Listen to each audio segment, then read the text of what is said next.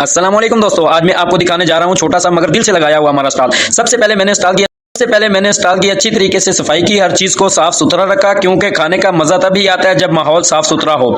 अब बारी आती है खाने की तैयारी की। मैंने एक तरफ ताज़ा आलू रखे, दूसरी तरफ रोल्स और समोसे के लिए मिसाले और इज्जा सब बिल्कुल फ्रेश।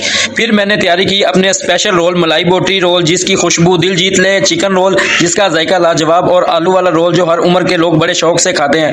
इसके साथ साथ मैंने चिकन वेजिटेबल समोसे भी तैयार किए, हल्के क्रिस्पी और अंदर से भरे जायके।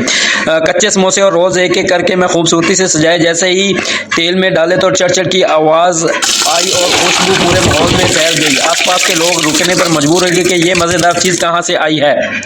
इसके बाद मैंने अपनी रेडी को लेकर गली की तरफ निकला। जैसे ही पहुंचा तो लोग आस्ता आस्ता मेरे पास आने लगे, शीशे का बर्तन लेकर के, भाई मेरे लिए रोल डाल दो। कोई समोसे मांग रहा था और कोई गरम गरम चिप्स के लिए बेचैन था। मैं एक एक करके सबको सर्विस करता गया। जैसे ही मेरे रोल सेल होते गए तो मैं साथ साथ जो है ना फ्रेश रोल निकालता गया। जैसे ही फ्रेश रोल निकाल रहा था तो एक भाई आया कि मुझे भाई 4 रोल दे दो।